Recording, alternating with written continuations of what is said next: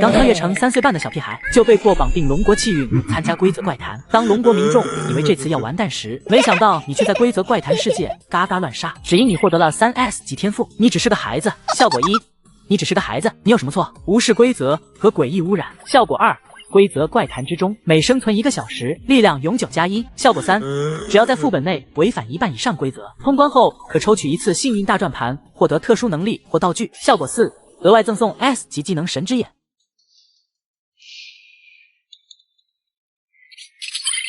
夏野3岁0 6个月，一名手无缚鸡之力的小孩，特殊技能神之眼，可以查看规则隐藏提示和物品的详情。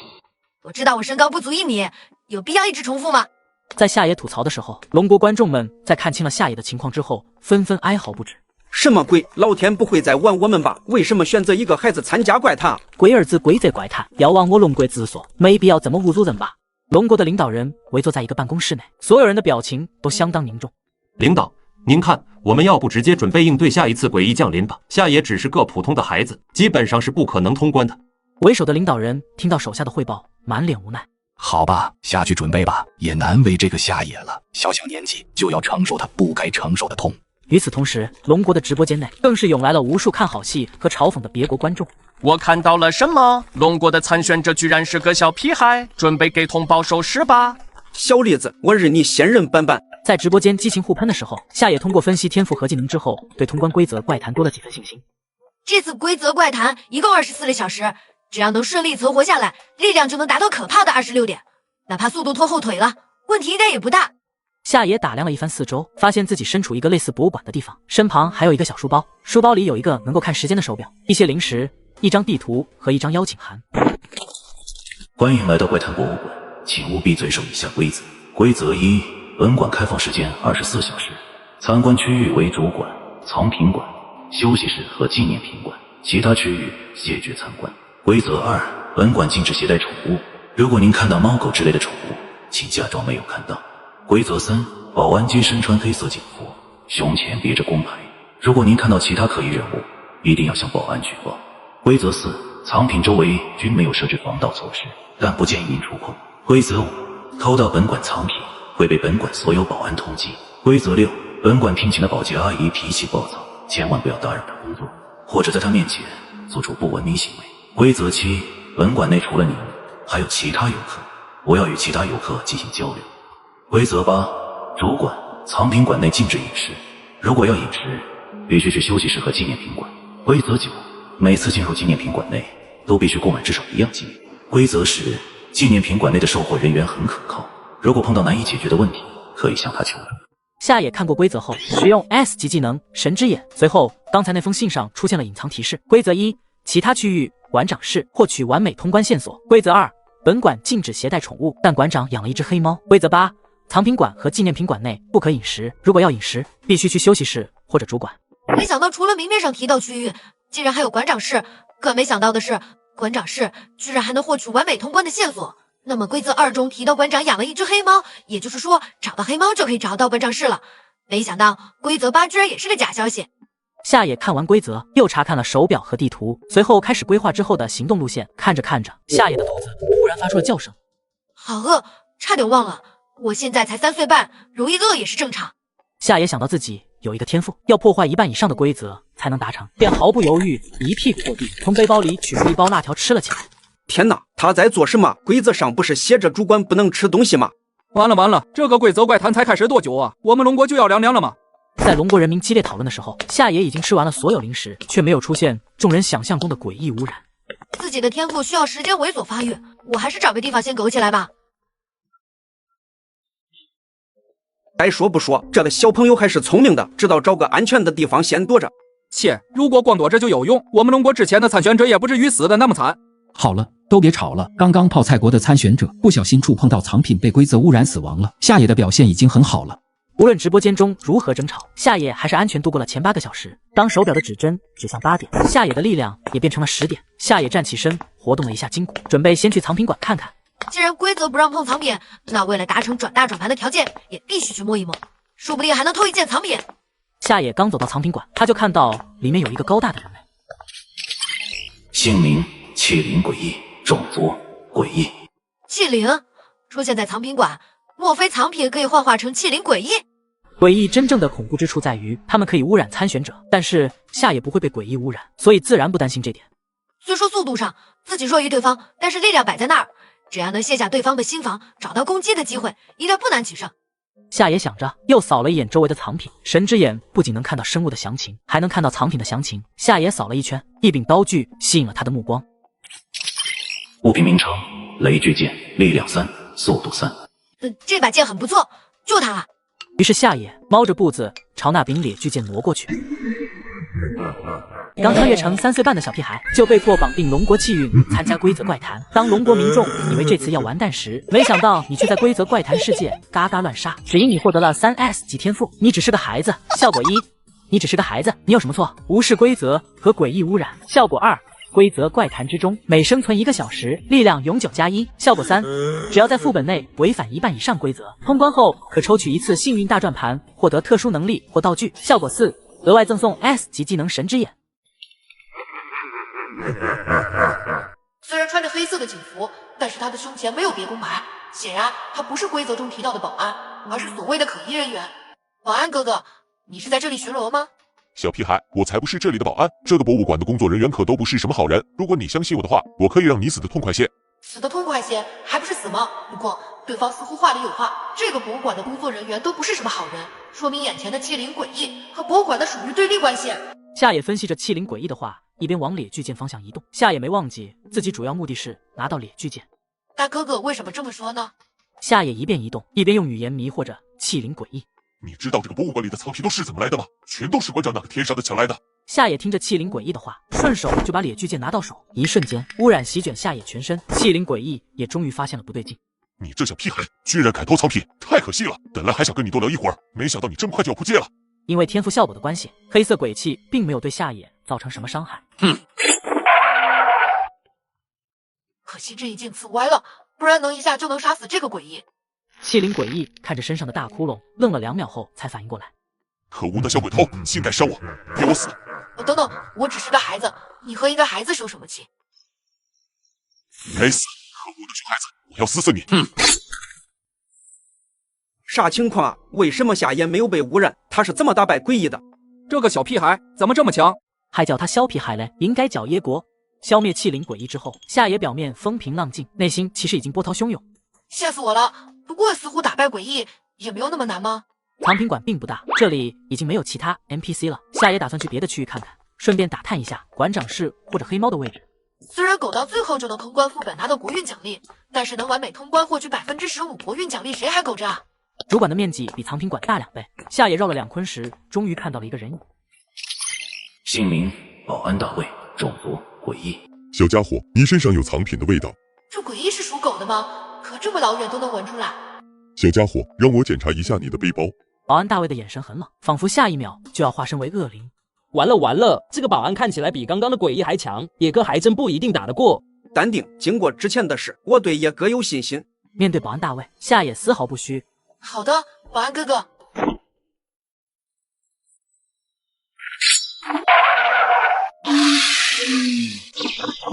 我觉得野哥2字已经不足以表达我对他的敬重之情了，应该改成野神。野神真的只是个普通的小孩子嘛？我感觉我3岁半的时候也不这样啊。失去了4肢的保安大卫终于意识到了不对，眼前的这个短腿小屁孩没有他想象的那么简单。大佬，求求您放我一马，我也是被迫来这个怪谈博物馆的。你有什么想问的，我什么都告诉你，只求您能放我一条生路。不对劲，规则怪谈里的似乎有自我意识啊，不会是另外一个世界的人吧？保安大哥，你为什么说你是被迫来到这里的？大佬，这个问题只能说咱们做诡异的一时有苦说不出啊。您可以问我关于怪谈博物馆的问题，其他问题我真回答不了。夏野猜测，这可能和规则怪谈的诞生有关。从保安大卫的表现来看，他们不是自愿来到怪谈世界的。那你告诉我，你们的馆长在哪？大佬，您居然知道馆长？夏野一个凌厉的眼神扫过去，保安大卫便不敢多问。馆长在馆长室，但是我也不知道通往馆长室的路。据说馆长养了一只黑猫。保安大卫的回答和夏野之前的猜测一致。那只黑猫在哪里？你知道吗？保安大卫摇摇头，随后又像是想起了什么。纪念品馆内有卖猫咪爱吃的猫粮，说不定那里的售货人员知道些什么。夏野得到了想要的答案，便站起了身，准备去纪念品馆。到底是小屁孩还是太单纯了？纪念品馆的那家伙可不是什么好说话的角色，如果他去了纪念品馆，付不出钱来，保安大卫正想着，前方的夏野突然像是想起了什么，只见他转过身，一剑灭了大卫。别以为我不知道，你也不是什么好东西，我可不会轻易放过你们。吓死我了！我还以为是年纪小，心地善良，就这么把诡异放生了呢。刚刚看那诡异的表情，他的话也不一定可信。领导，刚刚夏野先后杀死了2个诡异，这在前2次的规则怪谈中是人类想都不敢想的事情。夏野究竟是怎么做到的？我们龙国真的有救了！赶紧将孤儿院封锁，等夏野回来的时候，我们一定要确保他的安全。夏野路过休息室，就看到了一位老奶奶坐在休息室里。姓名崔美丽，种族人类。啊，人类？规则怪谈里面居然还有人类存在，这是怎么回事？小朋友，你也是来这里参观的吗？你刚穿越成3岁半的小屁孩，就被迫绑定龙国气运参加规则怪谈。当龙国民众以为这次要完蛋时，没想到你却在规则怪谈世界嘎嘎乱杀，只因你获得了3S 级天赋。你只是个孩子，你有什么错？天赋效果不仅无视规则和诡异污染，还附带了3个开挂的技能。接上一局，夏野杀死了可以人员和保安大卫后，在休息室碰到了一个神秘的老奶奶。小朋友，你也是来这里参观的吗？老奶奶好，我是今天刚来的，您怎么会在这里呢？老奶奶有些失神地看着夏野手中的猎具剑，颇为感慨。我来这里是想看看来自我故乡的藏品。对了，你手上那把剑是这里的藏品吗？是的，老奶奶对这把剑很好奇吗？自从夏野到休息室以来，老奶奶的目光基本上没有离开过雷具剑。夏野也想知道老奶奶和这个怪谈博物馆究竟是什么关系。没想到真的是。孩子，你做了我想做又不敢做的事情。我知道这里有恐怖的生物掌控着博物馆，我老了不中用了。参观完博物馆之后，就来这里休息下，避避风头。夏野听完老奶奶的话，很快就捕捉到了话中的滑点。老奶奶，您为什么这么说？莫非你也想偷盗藏品不成？老奶奶像是回忆起了什么事情一般，半是愤怒，半是苦笑。孩子，这些藏品其实都来自于我的故乡，是这里的馆长联合了其他坏蛋强夺来的。虽然不抱希望，但是我希望终有一日，这些藏品能回到他们的家乡。老奶奶的这番话验证了夏野之前的猜想，夏野曾经所在的地球也经历过被掠夺。原来这些藏品都是馆长偷盗来的，呸！老子最讨厌小偷和抢劫犯了。如果战斗力允许，我支持叶神把这个馆长打死。同意的扣1。这些坏人确实不是东西。我听说馆长养了只黑猫，可以由他领着找到馆长室。老奶奶，您看到过那只黑猫吗？我没见过馆长，也不知道他是不是养了黑猫。但既然你这么说，应该确实是这样，没错。我听这边的保安说，纪念品馆有售卖可以吸引猫咪的猫粮，只是我身无分文，恐怕买不起猫粮。老奶奶活了50、60岁，当然听懂了夏野在暗示什么，于是从口袋中掏出一张100元大钞，递给夏野。孩子，我年纪大了，经不起折腾了。如果你要找馆长的话，老太太我支持你，这100块就当是友情赞助了。叶神不愧是叶神，也太聪明了，这样就能放心大胆去纪念品馆，还能卖猫粮，一箭双雕。隔壁樱花国的参选者过分自信，想靠美人计不给售货员钱，立马被就地正法了。这老太太说话还挺长，怪不得年纪这么大还来异国他乡参观藏品呢。对了，孩子，你叫什么名字？如果那些藏品真的回到了我的故乡，我一定会告诉别人这件事是你做的。夏野其实无所谓这种虚名，不过他不想让老奶奶失望。老奶奶，我叫夏野，夏天的夏，狂野的野。夏野告别了老奶奶后，准备去纪念品馆看看那售货人员。垃圾，垃圾，垃圾！我最讨厌垃圾了，每天都有清理不完的垃圾。姓名保洁阿姨凯莉，种族诡异。夏野分析着保洁阿姨的武力值，2分半后得出结论，自己打不过，只好采取偷袭的战术。污渍，污渍，又是污渍，不行，不能生气，生气会长皱纹，长皱纹会变老。没事，凯莉，你很快就可以解脱了。凯莉死后，夏野继续向纪念品馆出发。夏野一到纪念品馆，就看到了身高1.9米、身材魁梧壮实售货人员。姓名售货人员威廉，种族诡异。好家伙，不愧是这个怪谈世界的小布斯。对于打败威廉，夏野目前还没有十分的把握。售货员哥哥，麻烦问一下，你们这儿有猫粮卖吗？黑猫爱吃的那种，一份就够了。夏野暗示够明显了，威廉直接取出类似中药包的纸包，丢给了夏野。给你要的东西。这货不会坑我吧？不行，得先验验货。售货员哥哥，我能先看看里面装着什么吗？威廉眼神冰冷的点了点头。夏野见他同意，便放心大胆的打开了纸包。什么鬼东西，好臭啊！纸包里面装的根本不是什么猫粮，而是已经腐烂的死老鼠。售货员哥哥，你确定黑猫爱吃这玩意吗？确定，1包100。夏野没想到这黑猫喜欢吃的死老鼠居然这么贵，但是为了接下来的宏大事业，夏野还是忍痛把那张100元大钞递给了威廉。我也神就是牛啊！面对这么恶心的东西还这么淡定，他真的只有3岁吗？没想到老奶奶给的100块刚刚好，莫非这确实是正确的通关思路吗？夏野拿到猫粮后，并没有急着离开，而是在纪念品馆休息，等待自己的天赋技能增长足够高的力量，再去挑战馆长大 boss。时间很快就到了晚上8点，夏野用神之眼看了一下自己的属性，姓名夏野，3岁0.6个月，力量25，速度5。已经25点力量了，是威廉的2倍，打个馆长应该轻轻松松吧？夏野正打算走出纪念品馆，一直安住的威廉却拦住了夏野。等等，你还没有付钱。好家伙，原本以为你是个老实人，没想到在这等着我呢。我就说这个售货人员不是什么好东西吧？夜神明明付过钱了，居然玩失忆。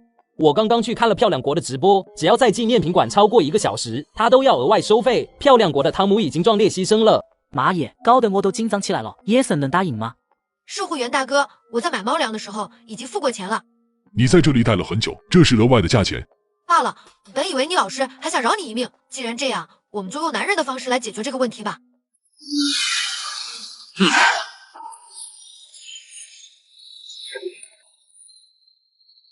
终于干掉了。等等，既然售货人员已经死了，那是不是说明我可以零元购了？夏野看了一圈货品架，没什么特别的，都是些没属性的物品。好不容易有了零元购的机会，难不成要空手而归了吗？等等，威廉是不是从柜台后边拿出死老鼠的？货架上既然没有好东西，柜台后边是不是有的？于是夏野走到了柜台里面，打开抽屉，只见里面躺着一枚纯银色的金属戒指。物品名称：银魄之环，力量+5，速度+5。这属性的提升比雷击剑还牛。现在力量30点，若是再加上4点，那打赢馆长绝对没有问题。夏野休息好就准备出发找 BOSS 馆长了。夏野一到主馆就发现事情不简单，只见他的面前站了3个人高马大的保安。你刚穿越成3岁半的小屁孩，就被迫绑定龙国气运参加规则怪谈。当龙国民众以为这次要完蛋时，没想到你却在规则怪谈世界嘎嘎乱杀，只因你获得了3S 级天赋。你只是个孩子，你有什么错？天赋效果不仅无视规则和诡异污染，还附带了3个开挂的技能。夏野解决了售货员危后，在回到主管寻找黑猫线索的时候，突然出现了3个保安拦住了夏野。哟，这小屁孩居然安然无恙的从纪念品馆里出来了。威廉那家伙是怎么回事？不应该啊！管他呢，反正他已经被我们3个包围了，我们现在就弄死这个该死的小偷。夏野听到他们的对话，一阵无语。这3个保安知道他们口中的威廉已经被野神给弄死了，会不会立马拔腿就跑？坐等野神以1敌3。夏野也不想给他们废话，一个横扫3个保安的双腿。抱歉，你们刚刚说的威廉已经死在我的剑下了。夏野看了看四周，并没有发现其他诡异，干脆直接把死老鼠拿出来，看看馆长的黑猫会不会出现。时间已经不早了，还是得抓紧行动才行。夏野忍着恶心，将那包死老鼠从背包中取出来，纸包被打开的瞬间，腐臭味便充满整个主馆。这么重的味道，那黑猫就算不在主馆，估计也能闻到。野神太惨了，哪怕实力再强，也遭不住这种身心摧残。也不知道黑猫究竟会不会出来，若是野神被耍了，那就白折腾了。等了不到10分钟，夏野就看到一只诡异的大黑猫窜了出来。馆长养的宠物果然异于常物。姓名：猫黑炭，种族：诡异。没想到这猫看着可爱，居然也是一只诡异。夏野也没打算抱走猫咪，毕竟自己还需要靠对方领路到馆长室呢。听别人说你爱吃这个，我特意买了请你吃的。猫黑炭听到夏野的话之后，目光转向了纸包上的死老鼠，随后冲向老鼠大口吃了起来。吃完死老鼠就开始睡觉。这黑猫吃了死老鼠，怎么就睡了呢？万一来不及去找馆长可怎么办？这是之前那个3岁小八嘎，真有这么强吗？西巴，他肯定是用了什么特殊手段，说不定一会儿就打回原形了。我劝你们放尊重点，小心夜神出来以后用男人的方式教你们做人。夏野看猫黑炭打盹，自己也有些困了，所幸猫黑炭没有让他等太久，便起身开始往某个方向走去。夏野迅速跟了上去。参选者夏野抵达馆长室，获得完美通关线索，击杀馆长。原来击杀馆长就是完美通关的方式。姓名：馆长安德斯，种族：诡异。不过这属性果然变态，如果进入愤怒状态，估计更变态。还好我的力量已经32点了，优势在我。随后夏野悄悄地靠近馆长，想像之前一样偷袭一招秒掉馆长。咦，你这小娃娃倒是不寻常。安格斯没有管自己手臂上的伤口，反而是好奇地看着夏野。如果把你制作成诡异，那一定很强吧？想把我做成诡异，那也要看你有没有这个本事。我改变主意了，你这种坏小孩就应该直接去死才对。就在安格斯准备攻击夏野的时候，无意间看到了夏野身上的密银戒指。你这个不要脸的小偷，不仅偷馆内的藏品，还偷走纪念品馆的东西。可你还好意思说我是小偷？这个博物馆内的藏品到底是怎么来的？你比我更清楚。你真是屎壳郎戴面具，臭不要脸！那又如何呢？这些好东西放在那些废物手里根本没用，他们根本不会珍惜。只有我将他们从深渊之中解救出来，向世人展示他们的美丽。我呸！你真是屎壳郎打哈欠，好大的口气！做坏事就坏事，别给自己找什么好听的理由。安德斯冷笑一声，不再废话，掏出钢制长尺攻向夏野。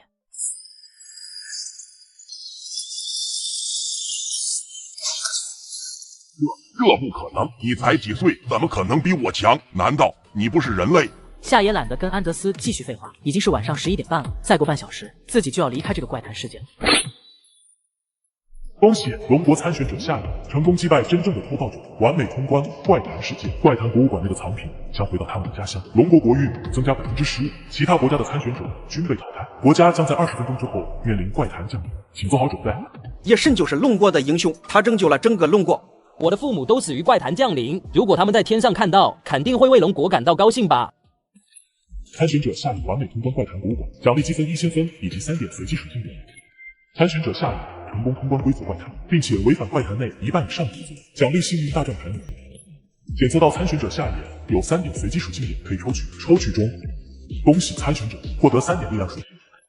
检测到参选者夏野有一次抽取幸运大转盘的机会，开始抽取。恭喜参选者获得 A 级技能规则破坏者。规则破坏者每次破坏规则时，在本次规则怪谈中，基础数据获得暂时性提升，力量加1。怪谈博物馆世界关闭，强行驱逐在怪谈世界的参选者。夏野，你辛苦了。夏野，你作为龙国的英雄，国家已经把你的安全提升到最高级别，另外还配了国宴级别的大厨，现在就由我们护送你前往军区。什么？国宴级别的大厨？好耶！你刚穿越成3岁半的小屁孩，就被迫绑定龙国气运参加规则怪谈。当龙国民众以为这次要完蛋时，没想到你却在规则怪谈世界嘎嘎乱杀，只因你获得了3S 级天赋。你只是个孩子，你有什么错？天赋效果不仅无视规则和诡异污染，还附带了3个开挂的技能。第4轮规则怪谈将在10分钟后开启，已经代表龙国参加本轮规则怪谈。本次参选者名单：龙国夏野、漂亮国查尔斯、樱花国山本武士、枫叶国奥瑞拉、风车国吉尔伯特。欢迎来到蓝鲸公寓，参选者存活满24小时便视为通关，完美通关，选手获得1000积分，随机属性点加3，相应国家获得15%的国运提升奖励。通关成功，选手获得250积分。随机属性点加1，相应国家获得5%的国运提升奖励。通关失败，选手死亡，代表的国家将面临诡异降临。这次竟然告诉了完美通关的奖励明细，难道是我上次达成了完美通关，所以这次直接就公开了吗？夏野根据提示进入了一个房间，房间里的布置相当简单，类似宿舍。欢迎来到蓝鲸公寓，今天是你住进蓝鲸公寓的第1天。身为蓝鲸公寓的居民，请务必遵守以下规则。若您拒绝遵守以下规则，出现任何情况，本公寓概不负责。规则1：本公寓的运营时间为24小时，你所在的房间为101，请尽量不要离开房间。规则2：包括你，本公寓一共有6位房客，分别住在1楼和2楼，千万别去3楼找房东。规则3：本公寓的其他房客都不好惹，您住在2楼的宿管阿姨是可靠的，可以随时向她求助。规则4：早上6点、中午12点和傍晚18点，宿管阿姨会给你送3餐，请确保这3个时间点在房间内。规则5：凌晨6点之前和晚上18点以后，绝对不能离开房间。规则6：不可以开窗。规则7：如果你在房间内听到其他房间传来奇怪的声响，一定要向宿管阿姨举报。规则8：发现其他房客死亡，请在第一时间内告诉宿管阿姨。规则9：这里的房客都爱说谎，不要轻易相信他们的话。规则10：如果遇到迫不得已的情况，可以斩杀公寓内的房客。夏野看完规则发动人工以后，隐藏规则内容显示在信封上。规则4：不要吃宿管阿姨送来的食物。规则9：可以相信房客的话。规则10，想要完美通关，不得主动斩杀房客。怪不得规则10看着不对劲呢，原来是为了防止参选者完美通关。算了，先不想这么过了。凌晨0点10分，门禁时间，夏野违反规则，打开窗户。本以为窗外会是生活化场景，不曾想外面却是白茫茫的一片，同时还有诡异的黑雾往房间里钻。我理个洞，这要是其他参选者，估计要当场被污染嗝屁了吧？参选者夏野违反规则1、规则5，力量属性暂时交2。埃及天赋规则破坏者果然牛掰，既然打破规则就能增加属性，那还在房间干嘛？叶圣不愧是叶圣，一上来就违反了3条规则。叶神这是准备去哪啊？找其他房客吗？隐藏规则说可以相信房客说的话，那就说明在房客口中能找到有用的线索。1楼除了我住的101以外，还有102和103两个房间，那就先从102开始吧。夏野走到102房间门口，敲了3分钟，没人开门，则转头看向隔壁的103。与102不同的是，敲了大概半分钟，103房门从内被打开了。姓名：妮娜，种族：诡异。这属性，看来这个世界的难度应该不高。你是谁？为什么要敲我的房门？你还是先进来说吧，如果被宿管阿姨听到就不好了。参选者夏野违反规则3、规则9，力量属性暂时加2。没想到只要和其他房客交流，也属于违反规则。夏野乖巧地跟着妮娜走进了103房间，顺便打量了一番房内的布置。房内的情况基本跟101房间一模一样。姐姐，我叫夏野，我一个人害怕睡不着觉，所以想看看你们睡了没。夏野弟弟你好，我叫妮娜。我刚来这里的时候，晚上也害怕的睡不着觉，不过现在已经好多了。这里的宿管阿姨看着很凶，不过她每天都会给我们准备很多好吃的。夏野听完妮娜的话，立刻就捕捉到了有用的信息。这样吗？妮娜姐姐来这里几天了？刚刚已经过0点了，所以今天应该是我来这的第3天。3天吗？那和自己的情况并不一样。那姐姐为什么会来这里呢？妮娜听到这个问题，流露出黯然失落的表情。我的父母离世，最疼我的奶奶也走了，我每天都沉浸在失落难过中。听人说这里有能拯救我的东西，就来了。这2天没出过房间，却真的感觉好多了。夏野闻言微微皱眉，总感觉脑海中捕捉到了什么，却还是没能理清思路。对了，妮娜姐姐，你知道隔壁102住的是什么人吗？我刚刚敲了好久门，都没有人开门耶。我知道102住的是一个年纪跟我差不多大的男孩子，比我来这更早。不过他比我还要沉闷，我跟他说话也总是爱答不理的。又是小孩子吗？有些不对劲。这里5名房客，其中2个是小孩子，2/5，这概率不低。夏野想着，准备去2楼看看情况，于是没有继续询问妮娜，而是站起身准备去2楼。抱歉，妮娜姐姐，打扰了你那么久，跟你聊了一会儿，我感觉没那么害怕了。谢谢你，我先回房间休息了。妮娜点点头，将夏野送出房门后，便关上了103的大门。2楼竟有4个房间，不过倒也正常，毕竟2楼住着3位房客和宿管阿姨。不过光看房间号，根本猜不出宿管阿姨住哪间。这儿隔音炸，要是我敲门，说不定先来开门的就是宿管阿姨。夏野注意到走廊上的微弱灯光，想到了一个办法，就是往客房里塞纸条。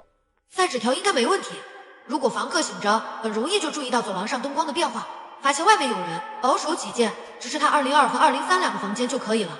宿管阿姨应该住在201或者204房间。夏野规划好后，就回到自己的房间，在纸上分别写上：我心里难受，睡不着，你能开下门吗？夏野听妮娜所言猜测，来此公寓的房客都有心理问题，便想借此唤起共鸣。写完后，便悄悄上了2楼，将第1张纸条弹入202房。等了3分钟，房门没反应，估计这位房客8成是睡了，不然房间里总归会有些动静。算了，再去试试203吧。夏野对着203房间重复了一番刚才的动作，又静静地在门口等待了一会儿。就在他以为里面的房客不会开门时，门却被打开了。你是谁？这么晚怎么跑出来了？你刚穿越成3岁半的小屁孩，就被迫绑定龙国气运，参加规则怪谈。当龙国民众以为这次要完蛋时，没想到你却在规则怪谈世界嘎嘎乱杀，只因你获得了3S 级天赋。你只是个孩子，你有什么错？天赋效果不仅无视规则和诡异污染，还附带了3个开挂的技能。接上一集，夏野在妮娜哪寻找不到有用的线索后，又到了2楼继续寻找线索。没想到只有203房间开了门。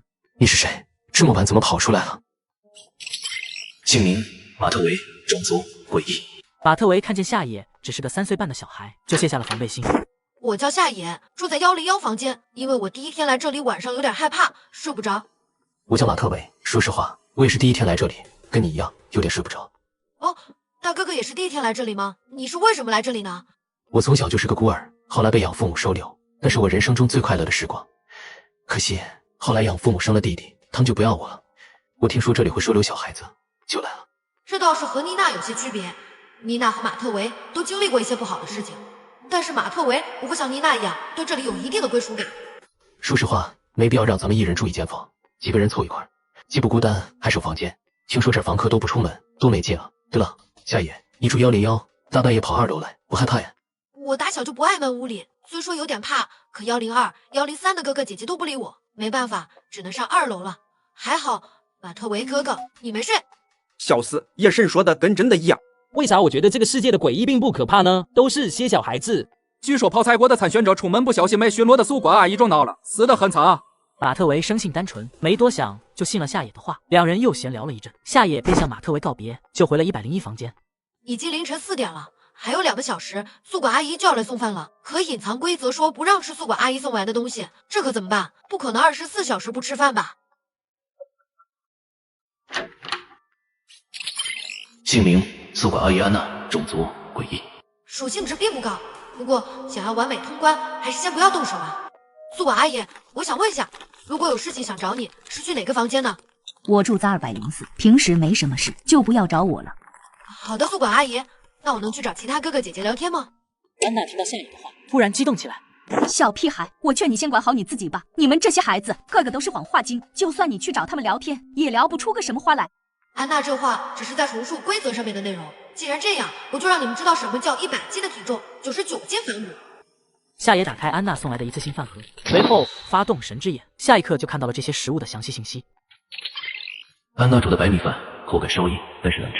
红烧肉是安娜擅长的菜肴之一，很好吃，但是里面加入了不可言说的东西。安娜煮的西兰花没有任何调味，勉强能吃。房东准备的鲜艳糖果让人吃了还想吃，里面加入了不可言说的东西。神之眼果然牛掰，这样我就知道那些食物能吃了。不过安娜和房东故意在红烧肉和糖果里加料，是笃定房客们一定会吃的。还有描述里说让人吃了还想吃，莫非是某种致瘾的食物？夏野将白米饭和西兰花吃完以后，将红烧肉和彩虹糖果藏到了书桌里。估计安娜中午来送饭的时候还要回收饭盒，还是将红烧肉和彩虹糖果藏起来吧。叶神现在在长身体，应该多吃肉啊。难道菜里被加料了？我看到好多参选者根本没打算吃饭。夏野收拾完残局，准备去见见别的房客。这个点，他们应该都起床了吧？夏野先敲响了隔壁102的房门。与晚上不同的是，白天门很快就被打开了。开门的是一个12、13岁的男孩子，不过面色苍白，眼底发青，精神萎靡。姓名：安东，种族：诡异。奇怪，他明明看着和妮娜同龄，但是力量属性居然比妮娜一个女孩子还弱。安东见夏野，微微抬眼，似乎在询问他有什么事。这位哥哥，你好，我叫夏野，听说哥哥来这里很久了，今天是我第一天来公寓，想来问问你，公寓里有什么注意事项吗？哦，先进来吧。对了，哥哥，我还不知道你叫什么名字，来这里多久了？安东的声音很轻，语速也很慢，似乎说话对他来说是很吃力的事情。我叫安东，来公寓5天了。妮娜说过，安东性格沉默内敛，看这情况，总感觉有点怪怪的。夏野注意到桌子上的残羹剩饭，盘内只剩下米饭和西兰花，显然安东把有问题的红烧肉和糖果都吃了。对了，安东哥哥，你是为什么来这个公寓的呢？不知道，我好像有点记不清了。肯定是因为难过的事吧。不过我现在已经好多了。这句话妮娜也说过，不过妮娜还记得自己来这里的原因，但是安东却不记得。夏野看来他的情况并不容乐观，再结合神之眼提示的内容，食物里加了不可言说的东西，夏野总觉得有很大一部分问题出在宿管阿姨送来的食物上。安东哥哥，你每天都会把肉和糖果吃完吗？肉和糖果都很好吃，可惜太少了，吃不够。安东的表情明显不是正常小朋友该有的样子，哪怕小孩子再喜欢一样东西，也是带着天真的向往，而不是这种有点变态饥渴的表情。经过对话，夏野心里已经有了一个猜测，只要再采访1到2个房客，就基本上能确定这个怪谈世界的主线核心了。夏野道别了安东，准备去2楼打探情况。到了2楼，夏野先敲响了201的房门。你是谁？你刚穿越成3岁半的小屁孩，就被迫绑定龙国气运，参加规则怪谈。当龙国民众以为这次要完蛋时，没想到你却在规则怪谈世界嘎嘎乱杀，只因你获得了3S 级天赋。你只是个孩子，你有什么错？天赋效果不仅无视规则和诡异污染，还附带了3个开挂的技能。接上集，夏野得知宿管阿姨给的盒饭有问题后，就想在房客身上寻找饭盒究竟有什么问题，直到看到安东和丽娜夏野，才大概知道什么问题。你是谁？姓名丽娜，种族诡异。看丽娜的状态和属性值，夏野基本可以确定，她来这个公寓应该超过4天了。姐姐好，我叫夏野，是楼下101的房客。我一个人太无聊，所以就想着找其他人聊聊天。好，那你进来吧。夏野进房后，第一时间就注意到丽娜吃完的饭盒，饭盒里面的红烧肉和糖果都被吃完，米饭和西兰花则被剩下了。姐姐，你叫什么名字呀？来这里多久了？我刚来这第1天，对这里都不熟悉，想知道这边有没有什么注意事项。我叫丽娜，来这里5天了，这边挺好的，没什么要注意。我也不怎么出门，宿管阿姨会拿好吃的，丽娜很喜欢她。果然超过4天了，所以这2个诡异的状态才会这么相似吗？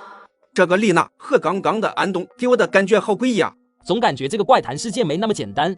这次的规则怪谈好像是以脑力为主，有点担心野神。对了，丽娜姐姐，你还记得你为什么会来这个公寓吗？丽娜闻言一愣，接着像是有些头疼的样子，捂住脑袋皱眉。我想不起来了，头疼，一想就头疼。丽娜姐姐，你实在想不起来就别想了，好好休息吧。夏野突然想起自己从来没问过 NPC 关于房东的问题，于是准备再问丽娜试试。丽娜姐姐，你见过这里的房东吗？没有，我从来这里第1天几乎没有出过门，更没有上过3楼。好的，丽娜姐姐打扰了，跟你聊完我感觉安心多了。时间不早，那我就先离开了。丽娜将夏野送出了房门，便将201的房门给关上了。接下来就只剩下202房间没去了。夏野敲了202房间的敲门，等了好一会儿，对方才将门打开。姓名维克多，种族诡异。你是谁？哥哥好，我是101房间的夏野，今天是我来这儿的第1天，所以跑过来跟其他哥哥姐姐问声好。原来是这样。你好，我叫维克多，今天是我在这里的第4天，没想到你也是房客，我还以为这里的房客应该都跟我是同龄人呢。夏野刚进房间就看到了桌子上的饭盒，比较奇怪的是，红烧肉被完好无损的剩下了，反而是米饭、西兰花还有糖果被吃完了。哥哥，宿管阿姨做的红烧肉很好吃，你怎么不吃呢？维克多听到夏野的疑惑，有些不好意思的挠了挠头。其实我是素食主义者来着，我们全家都不吃肉的，虽然只吃蔬菜很单调，不过这里的糖果味道很好，比我之前吃过的所有糖果都要好吃。怪不得维克多住这4天，精神比103的妮娜好，估计他每天剩了肉，所以食物里面的成分对他的影响不如其他人大。对了，哥哥，你平时出房门吗？见过这里的房东吗？房东我没见过，但前2天偷跑出去时，见他从3楼下来，我有点怕，只记得他腿长脚大，声音低沉，嘴里好像说着日记，没听清具体内容。夏野没想到维克多还真见过房东，原本只是随口问一嘴，并不抱期望的。虽然内容不多，不过也提供了不少有用的信息。哥哥，太谢谢你了，没想到你居然知道这么多，太厉害了。夏野弟弟，以后在这蓝鲸公寓就由我罩着你了。蓝鲸公寓，蓝鲸游戏。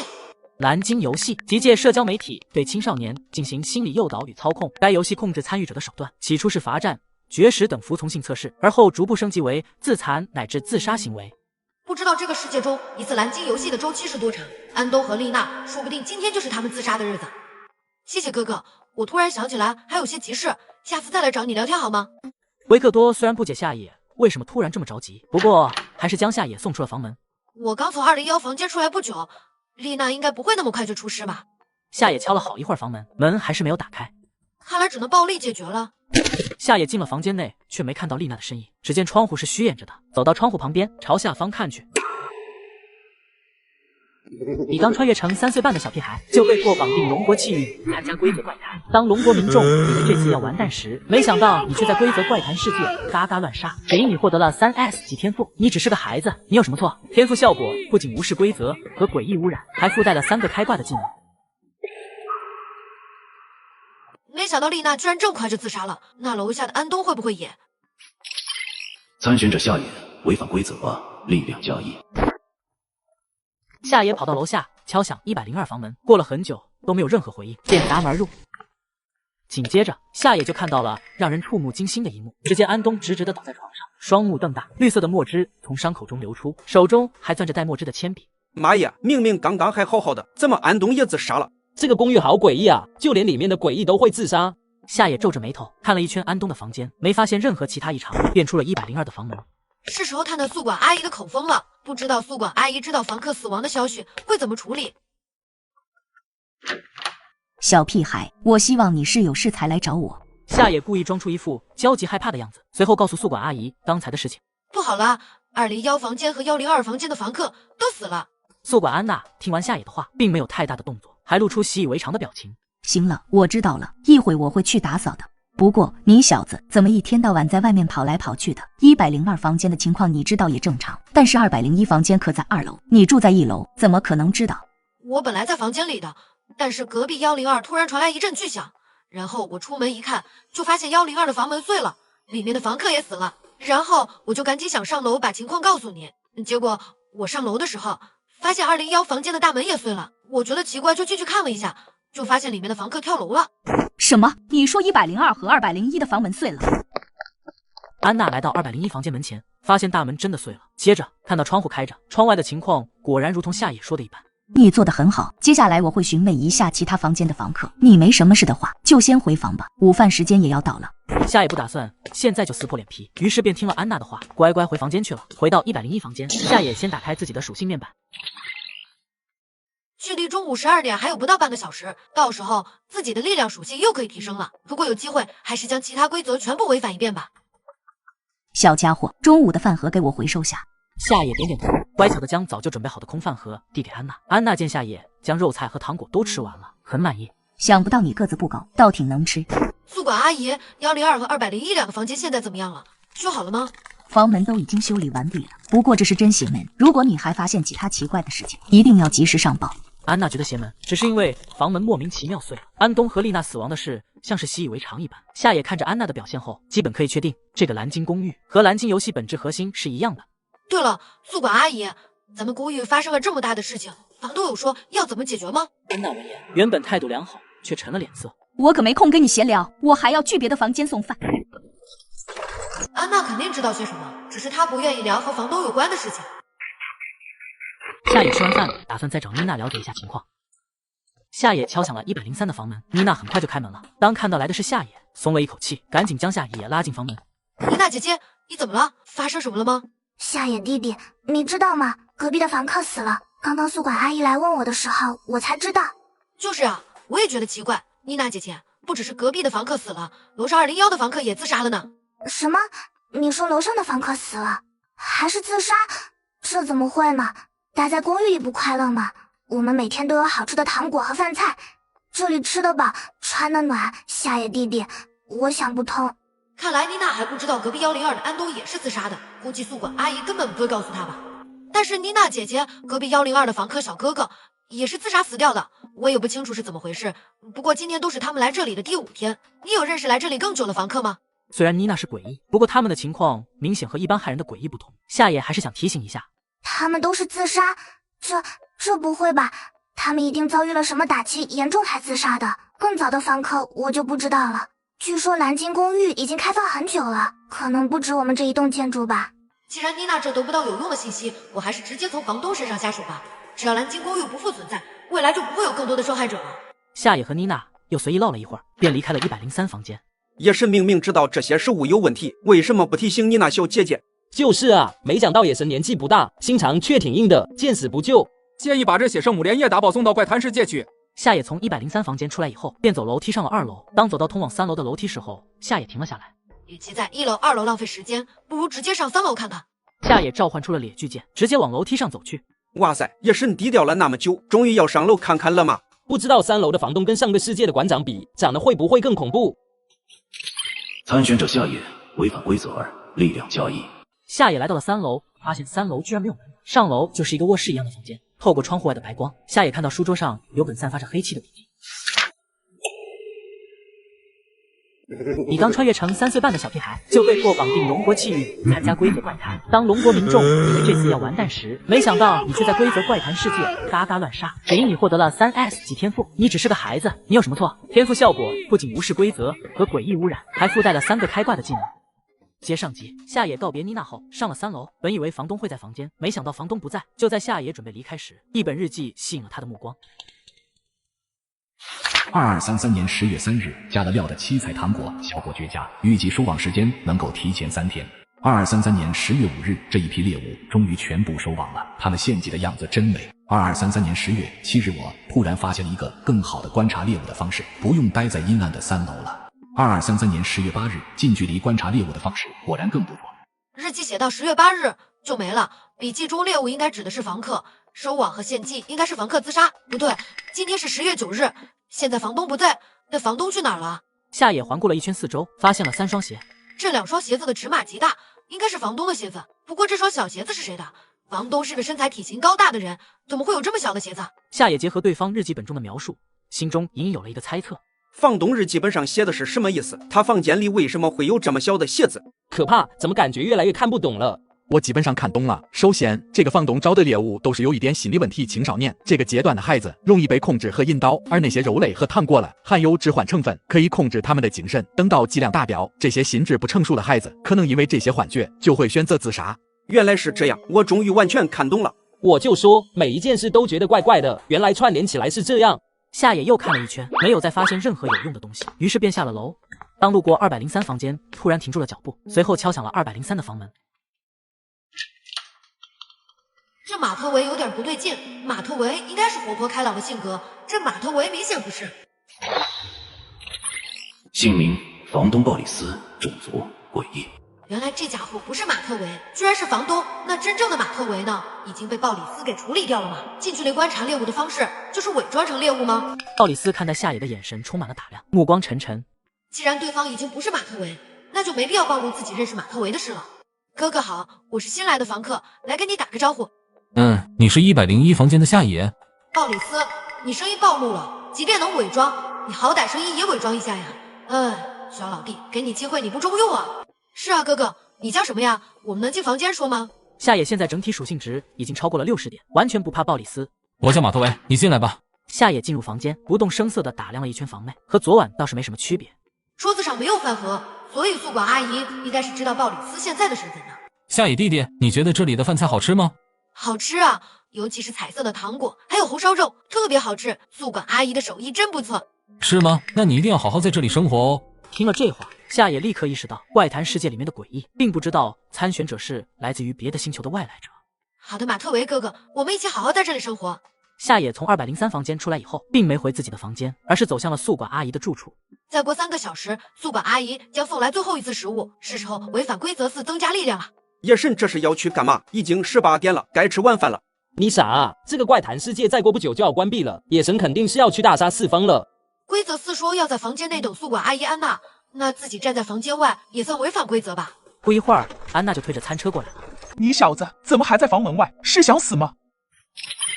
参选者夏野违反规则吧，力量加1。行啊，那你就试试吧。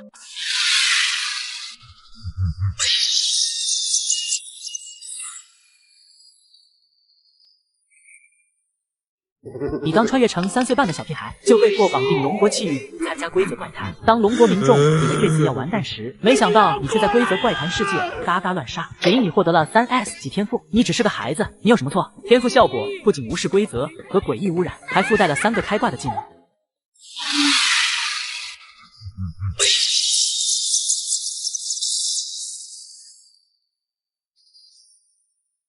这次的规则怪谈，宿管阿姨实力一般啊。不过房东确实是个大 boss， 一般人还真打不过。在夏野吐槽的时候，其他参选者基本上都接过了宿管阿姨提供的晚餐。其中，樱花国的山本武士3餐1顿不落，但就在他醒用晚饭之时，奇怪的事情却发生了。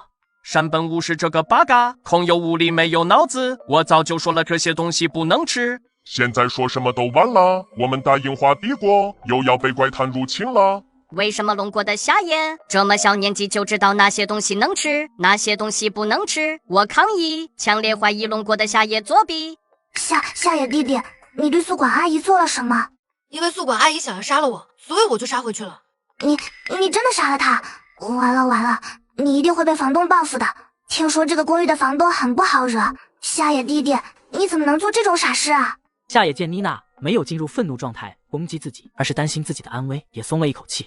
妮娜姐姐，我没事的，你放心吧，我这么做是为了将你们都救出去。不过，可能你未来都没有七彩糖果吃了。妮娜听得云里雾里的，但是她听到夏野说自己没事，不知怎么的，也莫名安了心。好吧，夏野弟弟，你一定要保护好你自己。我先回房了。看来怪谈世界的角色也不一定都是坏人。算了，想那么多干嘛？还是去干掉房东吧。夏野活动了一番筋骨，便拖着雷巨剑上了2楼。夏野敲响了203的房门，不一会儿，房东鲍里斯便打开了房门。怎么是这个小屁孩？不应该是安娜吗？夏野弟弟，你来这里干嘛？规则上都说了，18点以后不能离开房间，你还真是不怕死啊！我只是来告诉你，宿管阿姨被我杀死了哦。闻言，鲍里斯先是一愣，接着露出了难以置信的表情。是吗？夏野弟弟，我没记错的话，你才3岁半，小孩子不可以撒谎哦，撒谎是会遭到惩罚的。而且这和我有什么关系呢？行了，房东，你不必再伪装了，你脚上的鞋还有桌子上的饭盒已经说明了一切。听了这话，鲍里斯首先低头看了一眼自己的鞋子，又回头看了一眼与其他房客不同的饭菜，接着他像是意识到了什么。你去了3楼，很好，你成功的惹怒了我，那你就立刻马上去死吧！哈哈哈！小鬼宝，本来还想让你多活几天，没想到你非要提前找死，你知道吗？你一旦吃了那个7彩的糖果，就没救了。是吗？其实我没有吃那些糖果和肉。这怎么可能？你才3岁半，不可能有这么强大的力量。你到底是谁？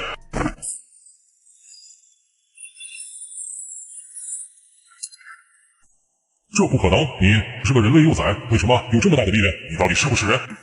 夏野迈着步子走到了鲍里斯身边，根本懒得回他，直接就将猎巨剑插在了鲍里斯的心脏部位。太子余话多知道吗？龙国参选者夏野成功击败蓝鲸游戏的策划者，完美通关怪谈世界蓝鲸公寓。龙国获得15%的国运提升奖励，其他国家的参选者均被淘汰。相应国家将在30分钟之后面临怪谈奖励，请做好准备。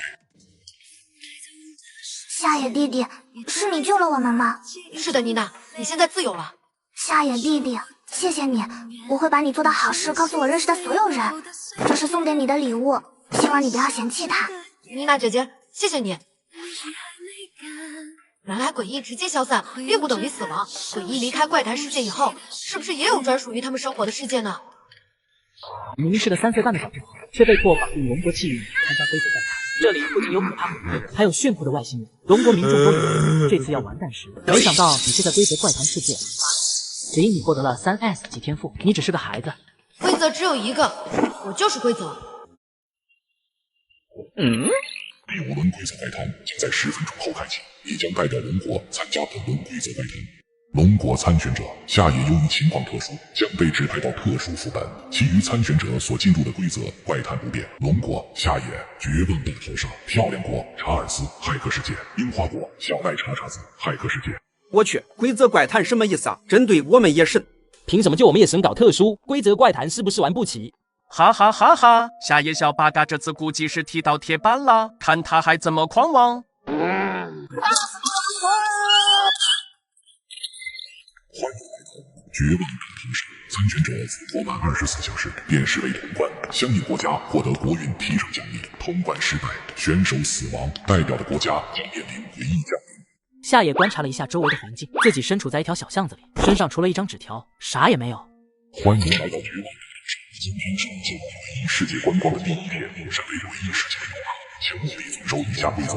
规则1：本次观光时间为24小时，务必不对诡异世界的其他生物发现人类身份。规则2：如果不幸为其他生物发现身份，请在第一时间找到身穿蓝衣服的警卫。规则3：不要拒绝本世界其他居民的请求。规则4：如果发现其他人类同类，一定要一起行动。规则5：你身上没有钱，只能去赚取鬼币换取食物。规则6：你没有地方住，想办法找到一间旅馆，否则夜晚的诡异世界很危险。规则7：不要靠近占卜店。规则8：不要靠近面包店。规则9：不要靠近书店。规则10：你的职业身份是孤儿，千年残荷。夏野看完规则之后使用神之眼，随后纸条上出现3条隐藏提示。规则2：蓝衣服的警卫很危险。规则4：跟你的同类一起行动，说不定更危险。规则9：进入占卜店会被污染，但占卜店里有这个世界的真相哦。好家伙，原来这是个诡异生活的世界。那这里的诡异一定相当多，不被诡异发现人类身份，有点难啊。不过规则1、规则2的用词很有深意，用的是生物这个词，而非诡异。而且规则4提到这个世界还有其他人类，可能会更危险。还有自己爷爷是孤儿，不知道这点又有什么深意呢？夏野将纸条收好放在口袋里，便走出了巷子。既然规则怪谈特殊照顾我，想必是自己的成长太逆天了吧？算了，还是先违反规则，提升属性值吧。夏野走出昏暗的小巷子后，就来到了一条大街上。大街上到处是诡异，看起来和普通人类没什么两样。这些诡异的综合属性值基本都不高于20，完全没危险。至于规则中提到了其他人类和穿蓝衣服的警卫，应该问题也不大。夏野扫了一圈，发现街对面有一家面包店，刚打算走过去看看，却被一道苍老的声音喊住了：“小家伙，你可不可以扶我起来？”夏野循声看去，只见不知何时，他的身边居然倒了一位老奶奶。啥玩意儿？碰瓷的？姓名陈大花，种族诡异。这属性怎么看都不像是柔弱到需要别人搀扶的老奶奶啊！夏野正愁没有机会违反规则，没想到这么快就有诡异送上门来了。对不起，我拒绝。参选者夏野违反规则3，力量+1。真背，还以为你小子是人类伪装的呢，站在这儿一动不动的。行了行了，你赶紧走开吧，别挡路。原来诡异也会钓鱼执法呀！还好自己正好需要违反规则，没想到一举两得了。不愧是我们野神，太聪明了，一眼就识破了诡异的诡计。这老太太装得还挺像那么回事，连我都产生了同情心。参选者夏野违反规则8，力量+1。面包店内的商品并不多，夏野用神之眼一一扫过，基本都是普通的食物。这都什么食物呀？还好黄油羊角包是正常的。夏野假装查看商品，手在黄油羊角包上一摸，货架上凭空减少了一个羊角包。什么？是我眼神花了吗？怎么感觉货架上的羊角包瞬间少了一个？夜神竟然还有这种技能，是规则怪谈赋予的新技能吗？之前没看到他用过。这不是什么特殊技能，是上个规则怪谈妮娜送的空间道具。参选者夏野违反规则，力量+1。夏野刚将黄油羊角包收好，打算假装再转一圈就溜之大吉。这时耳边传来一道年轻的女声：“小弟弟，你逛了挺久的，选好商品了吗？”姓名面包店店员陈可可，种族诡异。找什么理由好呢？算了，还是说没想好吧。商品上没标价格，万一是圈套就尴尬了。姐姐好，我还没想好呢。是吗？我对这批商品还挺满意的，还希望多点伙伴来欣赏他们呢。似乎对方没有怀疑自己，既然来了，还是顺便打探一下消息吧。总感觉最近运气不太好呢。姐姐，你知道有什么地方可以改变运势吗？夏野问得很隐晦，没有明确提到占卜等词汇。我也不知道呢，不过隔壁街书店的老板好像说过类似的事情。小弟弟，你要是好奇的话，就去书店问问吧。书店？就是规则上不让靠近的书店吗？那下一站就去书店吧。好的，谢谢大姐姐，我一会儿就去看。陈可可看着夏野离去的背影，像是自言自语一般叹了口气。打算去书店，看来确实不是人类，也是这么小的小朋友，怎么可能呢？夏野走出面包店以后，就去了陈可可说的隔壁街书店。参选者夏野违反规则9，力量+1。夏野转了一圈，没有收获，便将目光放在了书店老板身上。姓名书店老板罗塞东，种族诡异。老板你好，我听一个姐姐说你知道改变运势的办法，请问您可以分享一下吗？你是问占卜店吧？那里距离这边稍微有点距离，在城镇的最南边。夏野虽然想问他现在所处的位置，但是很明显，这样的问题会暴露他不是这里的居民意识。谢谢老板。夏野从书店走出来以后，就打算直接前往城南的占卜店。还是快点去占卜店吧，这样才能了解这个世界的真相。夏野走了2条街，注意到有一位年轻男性站在街边悄悄打探众人。姓名洛奇，种族红星人。红星人类，这是给我干哪去啊？明明是个3岁半的小弟，却被迫绑定龙国气运参加规则怪谈。这里不仅有可怕鬼怪，还有炫酷的外形。龙国民众都以为这次要完蛋，没想到你却在规则怪谈世界，只因你获得了3S 级天赋，你只是个孩子。规则只有一个，我就是规则。接上一集，夏野被诡异针对，被迫参加了独立副本。副本中，通过面包店店员得知占卜店里有这个世界的真相。夏野觉得要去一探究竟，没想到半路遇到了外星人。姓名洛奇，种族红星人类。红星人类，这个怪谈世界的其他人类是指外星人吗？不行，我得弄清楚他们的规则和任务才行。万一是敌人，我好有个防备。夏野回想起规则3，不要拒绝本世界其他居民的请求，就顿时心生一计。怪大哥哥，我想吃面包，你能给我买个面包吃吗？规则8不能靠近面包店。规则5参选者身上没有鬼币，夏野的要求可以同时试探出3条规则。我刚到这个世界，还不确定哪些规则是真，还是小心点比较好。这位小弟弟，可以的，不过哥哥现在没有足够的钱，能不能晚点再给你买呢？还有，一定要是面包吗？棒棒糖可以吗？这个小屁孩居然也是参选者，不会吧？他看着才3、4岁左右吧？莫奇大神啊，这次的规则是要扫除其他绯红星的人类才算胜利，你眼前就有一个。看样子这3条规则也在对方的规则怪谈里。隐藏提示说，跟你的同类一起行动，说不定更危险。那说明其他星球的人类大概率是敌非友。那好吧，我们说好，今天下午2点在这里见面。到时候大哥哥要给我准备好棒棒糖哦，否则我就把我的家里人都喊来通缉你。没想到一上来就被诡异提了要求，不过好在对方是个小孩子。好的，弟弟，我们说定了。参选者夏野违反规则4，力量加1。啊，罗奇大大，你醒醒啊！他是人类，不是诡异，他骗了你。希望大佬们尽快解决小屁孩啊！我不想再经历怪谈降临了。夏野测试完洛奇后，就准备去城南的占卜店。夏野步行1分时，就走到了座城市的最南边。占卜店外除了诡异的符号，没有任何招牌。参选者夏野违反规则7，力量加1。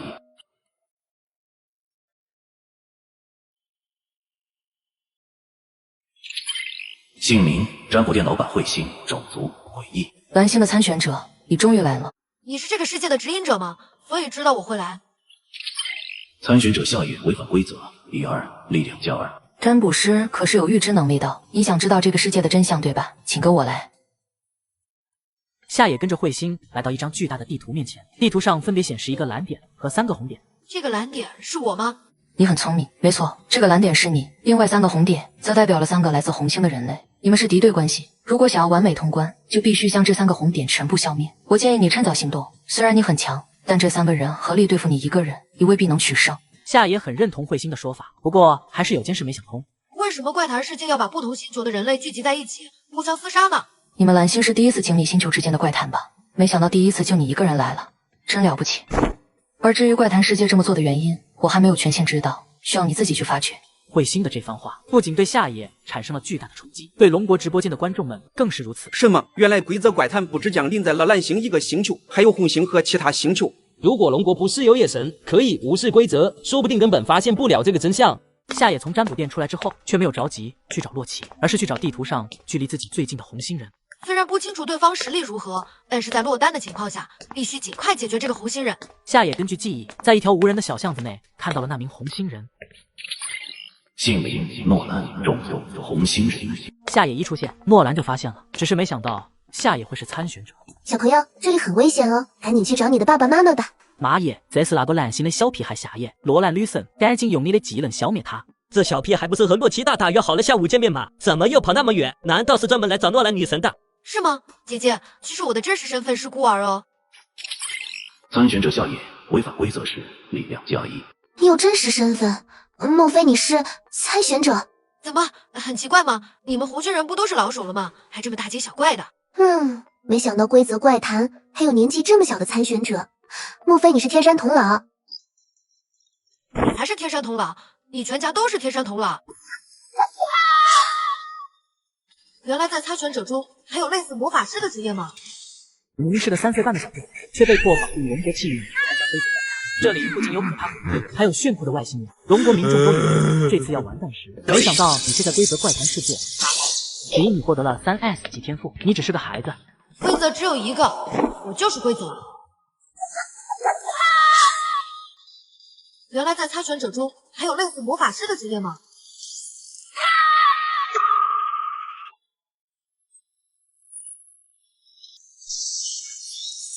这小屁孩果然不聪明，火球都要碰到身上了还不躲。看来真的要被诺兰女神拿到一血了，不知道其他蓝星参选者在哪儿。这怎么可能？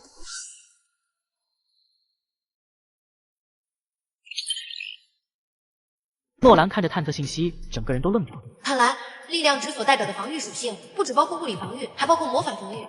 喂，我说大姐姐，你还有杀伤力更强的法术吗？什么鬼？这个小龟头居然能硬抗火球术，这是真实存在的吗？我不信，这小屁孩不可能是大佬，难道被诺兰女神说对了，他是天山童姥？是有，你要看看吗？诺兰第一次有了退缩的念头，心中已经在谋划怎么开始逃跑了。如果这次能顺利逃脱，一定躲得远远的，不参与两方的斗争。是的，大姐姐，我想看看你能释放出来吗？法力可能是魔法杖带来的效果，我球术应该是诺兰的天赋技能，不知道法杖到了自己手中能不能释放法术。诺兰强装镇定的点了点头，便开始装模作样的吟唱起来。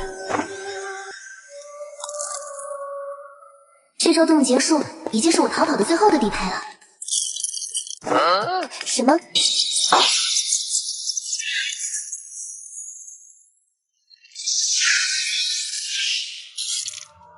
本来还想放你一马，但是你居然下死手，要不是我属性比较高，估计就被你杀了。我的罗兰女神居然死了！我恨这个蓝心的夏野，我要为女神报仇。我记得雷哥好像比诺兰女神强，只能靠他了吗？对方这么强的吗？洛兰可是比我还厉害的女魔法师啊！还是说洛兰其实是死于规则？看来必须尽快和洛奇会合了。夏野解决完诺兰之后，便将地上的魔法杖捡了起来。物品名称：魔法师的法杖，有魔法师天赋才能使用的法杖。果然，想要使用法术，光有魔法杖还不行，还得有魔法师天赋。夏野将魔法杖放到储存空间之中后，查看起来自己的属性。姓名：夏野，3岁0.6个月，力量76，速度10分。现在已经是下午的1点钟，是时候去找无心人洛奇了。小弟弟，你要的棒棒糖我给你准备好了，怎么样？哥哥说话算话吧。夏野点点头，刚想接过棒棒糖，洛奇却将手缩了回去。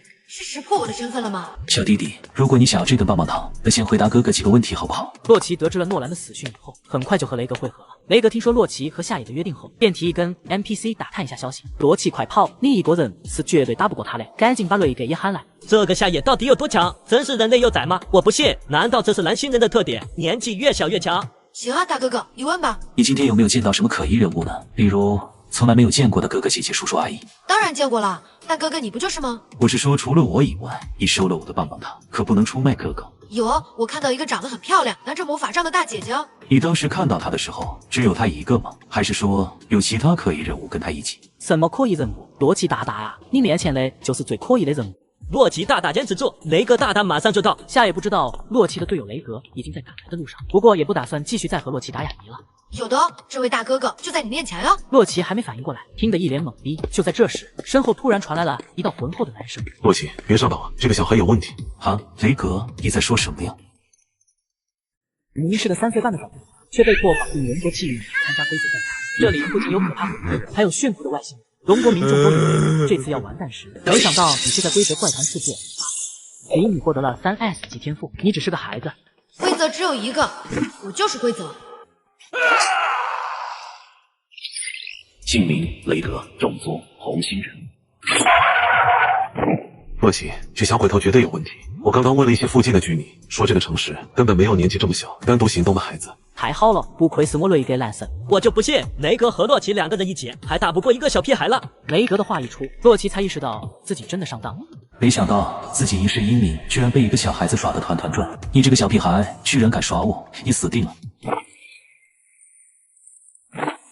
好家伙，又是一个远程，好这就我一个靠谱攻的呗。洛奇，不要大意了，别看他只是一个小孩子，但是诺兰必然是死于他之手。没想到这个傻大个心思还挺细。放心吧，雷哥，我心里有数。这把弓箭倒是有意思，可惜了，这光剑的强度不够高，太容易被折断了。夏野一招击碎光剑的一幕，给雷格和洛奇产生了巨大的心理冲击。看来今天注定是一场恶战了。哇塞哇塞，2位男神合作攻击，这样的场面我只在梦里想过。可惜诺兰女神不在了，2位大佬一定要给我女神报仇啊！怎么办？对面那个魁梧大汉好像很厉害的样子，夜神要1打2，会不会打不过啊？规则怪谈太不公平了，一上来就让我们夜神1打3。哈哈哈！夏野小八嘎这次肯定打不过他们2个，你们下锅等着诡异降临吧！山本，我认你先人。杀死那个鬼魂！洛奇，你就站在后面干扰他，我负责进攻。雷哥，你放心吧，我一定不会拖你后腿的。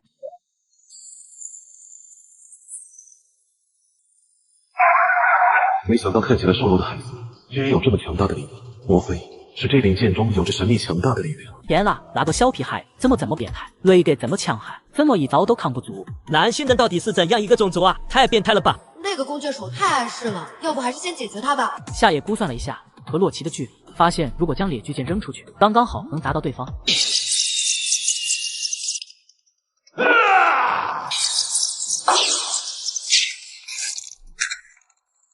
完了，原来对方刚刚的攻击是假动作。来得好。参选者雷格被其他参选者杀死，已被淘汰。什么鬼？我雷格蓝神就这样被打死了，我不信。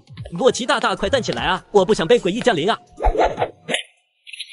战士巨锤可以充分发挥出力量属性。我没用力啊，怎么就坏了呀？早知道这样，还不如躲一下算了。大佬，求求您放了我吧！如果您杀掉我，红星就会多一个国家被诡异降临，很惨的。洛奇看下也是小孩子，摸准了对方可能会心软。